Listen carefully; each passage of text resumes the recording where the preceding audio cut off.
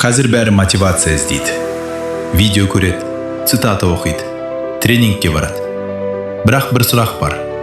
Егер мотивация шынымен жұмыс істесе, неге адамдардың 90%-ы сол күйі өзгермей жүр? Шындық ащы, бірақ шын. Мотивация өтірік. Бұл видеода мен ешкім көп айта бермейтін, бірақ бәрімізге тиетін шындықты айтамын. Мотивация деген не? Мотивация бұл эмоция. Ал эмоция тұрақсыз. Бір күні бар, бір күні жоқ. Мотивация бізге өтірік үміт береді. Ол былай дейді: дайын болғанда бастайсың.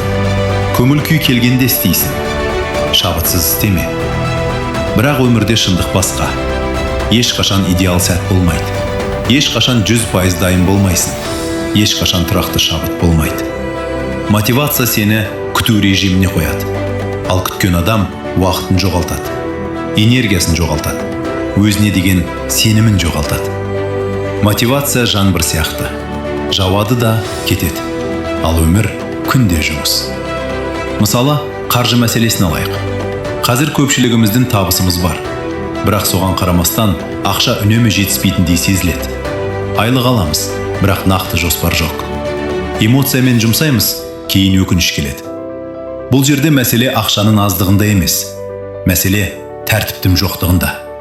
Ақша да адам сияқты. Егер оған жүйе болмаса, ол да ұзақ тұрмайды. Келесі денсаулық туралы шындық. Бәріміз білеміз, қозғалу керек, дұрыс тамақтану керек, ұйқы маңызды.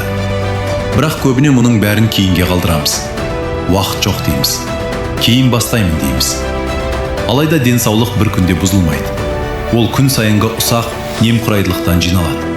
Денсаулықты сақтау үшін ерекше мотивация керек емес. Тек күнделікті қарапайым тәртіп жеткілікті. Енді уақыт мәселесі. TikTok 1 сағат, сериал 2 сағат, чат тағы біраз уақыт. Сосын уақытым жоқ дейміз. Шындық мынау: уақыт жоқ емес, басымдық жоқ. Телефон сенің уақытыңды емес, өміріңді жеп жатыр. Отбасы және жауапкершілік туралы айтсақ, отбасыда өздігінен бақытты болмайды. Сөйлеспеу, уақыт бөлмеу, жауапкершілікті кейінге қалдыру. Мұның бәрі қарым-қатынасты баяу бұзады. Отбасын махаббат емес, тәртіп сақтайды. Шындық мынау: бізге мотивация жетіспей жүрген жоқ. Бізге күнделікті жүйе жетіспей жүр. Өмірді өзгертетін нәрсе бір реттік шабыт емес, күн сайынғы кішкентай әрекет. Өзгеріс бірден сезілмейді, бірақ уақыт өте, нәтиже міндетті түрде көрінеді. Ел өзгеру үшін алдымен адам өзгеруі керек. Ал адам цитатамен емес, күнделікті әрекетпен өзгереді. Не істеу керек? Біріншіден кішкентай қадам, екіншіден бір уақытта бастау, үшіншіден өзіңе уәде беріп орындау. Керемет болудың керегі жоқ, тұрақты болу жеткілікті. Егер бұл видео саған ой салса, лайк бас. Егер өзгерген келсе, жазыл.